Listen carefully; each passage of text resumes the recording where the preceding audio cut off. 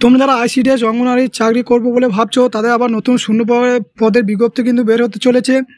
1900 শূন্য পদে কিন্তু তোমাদেরকে নিয়োগ করা হবে। প্রতিনিয়ত সরকারি জবের আপডেট পাওয়ার জন্য আমার এই গভর্নমেন্ট জব নিউজ চ্যানেলটিকে সাবস্ক্রাইব করে দেবে। দেখো এখানে কী বলা রয়েছে, আইসিডিএস রিক্রুটমেন্ট 2024 1900 শূন্য পদে অঙ্গনওয়াড়ি কর্মী ও নিয়োগের প্রস্তুতি শুরু, বিস্তারিত জেনে নিন। দেখো এখানে কী বলা রয়েছে, রাজ্যে মহিলা চাকরি প্রার্থীদের জন্য দারুণ সুখবর। আনুমানিক 1900 শূন্য পদে অঙ্গনওয়াড়ি কর্মী ও সহায়িকা নিয়োগের বিজ্ঞপ্তি প্রকাশিত হতে চলেছে তাড়াতাড়ি। তাহলে তোমরা বুঝতে পারছো 1900 শূন্য পদে কিন্তু তোমাদের অঙ্গনওয়াড়ি কর্মী সহায়িকা পদের জন্য নিয়োগ হতে চলেছে। এরপরে যেটা বলা রয়েছে, পশ্চিমবঙ্গে মহিলা চাকরি প্রার্থীদের বিরাট জন্য সুখবর, বিভিন্ন অঙ্গনওয়াড়ি কেন্দ্রে নিয়োগ করা হবে 1900 জন মহিলা কর্মী। উত্তর 24 পরগনা জেলার প্রশাসনের পক্ষ থেকে জেলা বিভিন্ন অঙ্গনওয়াড়ি কেন্দ্রগুলি শিক্ষাগত পরিকাঠামো উন্নতির জন্য বিশেষ নজর দেওয়া হচ্ছে।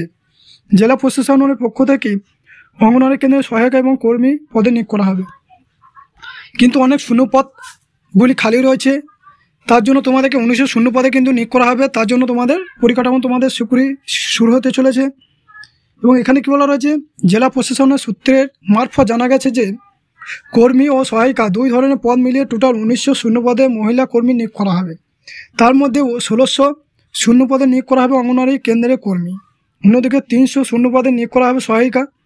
তাহলে তোমাদেরকে কর্মী পদে 1600 জন এবং 300 পদে সহায়িকা পদে তোমাদেরকে নিয়োগ করা হয়েছে। টোটাল 1900 জন তোমাদেরকে নিয়োগ করা হচ্ছে। জেলা প্রশাসনের পক্ষ থেকে খুব শীঘ্রই শুরু হবে নিয়োগ প্রক্রিয়া। এরপর তোমাদের যেটা সর্বশেষ পাওয়া খবর অনুযায়ী জেলা প্রশাসনের তরফ থেকে 29শে জানুয়ারি নিয়োগ সংক্রান্ত বিজ্ঞপ্তি প্রকাশ হবে বলে জানানো গেছে। বিজ্ঞপ্তি প্রকাশের পর কমপক্ষে 25 দিন অবধি আবেদন করতে পারবে না প্রার্থীরা। মানে তোমাদের যেদিন বিজ্ঞপ্তি বেরোবে তারপর থেকে তোমরা 25 দিন পর্যন্ত তোমরা আবেদন করতে পারবে। এখানে বিজ্ঞপ্তি প্রকাশের কমপক্ষে 25 দিন পর্যন্ত আবেদন করতে পারবে। গ্রাম এবং শহর দুটি স্তরে অঙ্গনওয়াড়ি কেন্দ্রগুলিতে করা হবে নিয়োগ। এই নিয়োগ কমিটির চেয়ারম্যান হলেন জেলা প্রশাসক। রাজ্য সরকারের তরফ থেকে এই নিয়োগ স্বচ্ছভাবে সম্পূর্ণ করার জন্য একটি পোর্টাল খোলা হয়েছে। অফিসিয়াল বিজ্ঞপ্তি পাওয়ার জন্য আমার এই গভর্নমেন্ট জব চ্যানেলটিকে সাবস্ক্রাইব করে দেবে।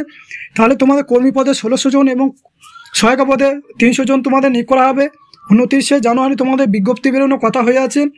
তার জন্য আমার এই চ্যানেলটিকে সাবস্ক্রাইব করে রেখে দাও। যখনই তোমাদের নোটিফিকেশন পাবলিশ হবে তোমাদের ভিডিও মাধ্যমে তোমাদেরকে জানিয়ে দেবো।